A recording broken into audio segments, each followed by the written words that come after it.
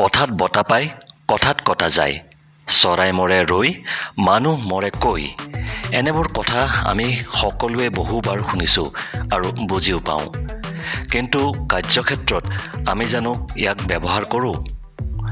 এটা সৰু উদাহৰণেৰে কথাষাৰ বুজিবলৈ চেষ্টা কৰিছোঁ।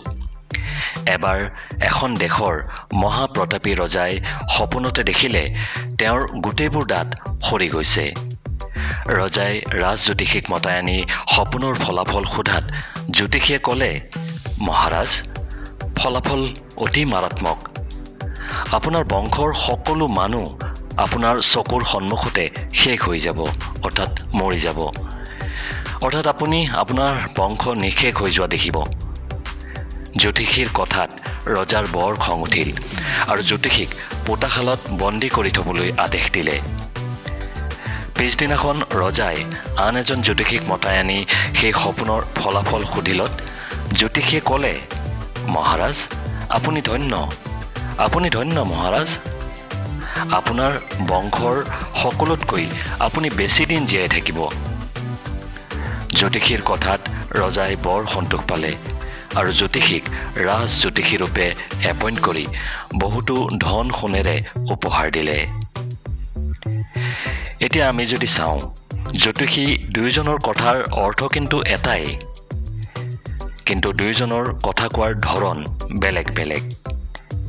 এইটোৱে হৈছে কথা কোৱাৰ আৰ্ট বা কলা। এই আৰ্ট বা কলা ব্যৱহাৰ নকৰাৰ বাবেই এই অসম মুলুকৰ এজন ৰাজপত্ৰিত বিষয়াই এটিটিউড সম্পৰ্কে ক'বলৈ গৈ জিভা পিছল খাই, যাক আমি ইংৰাজীত শ্লিপ অফ টাং বুলি কওঁ, ৰাজহুৱাভাৱে ক্ষমা পৰ্যন্ত বিচৰাৰ কথা এইকেইদিনত সকলোৱে নিশ্চয় দেখিছে।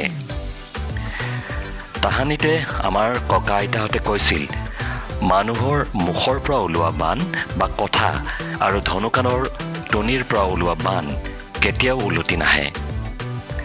যিদৰে ধনুৰ পৰা ওলোৱা এপাত বাণে কাৰোবাৰ জীৱন শেষ কৰি দিব পাৰে, তেনেদৰে আমাৰ মুখৰ পৰা ওলোৱা এষাৰি সুমধুৰ বাক্যই আনৰ জীৱনত অমৃত প্ৰদান কৰে। সেইদৰে তীক্ষ্ণ বাক্যবাণে সন্মুখৰজনৰ হৃদয় ভাঙি চুৰমাৰ কৰি দিয়ে।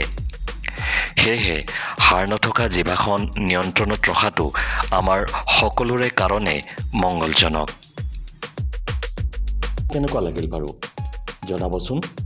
ভাল লাগিলেও জনাব, বেয়া লাগিলেও কমেণ্ট কৰি জনাব। আৰু চেনেলটো ছাবস্ক্ৰাইব কৰি লাইক কৰিবলৈ নাপাহৰিব কিন্তু।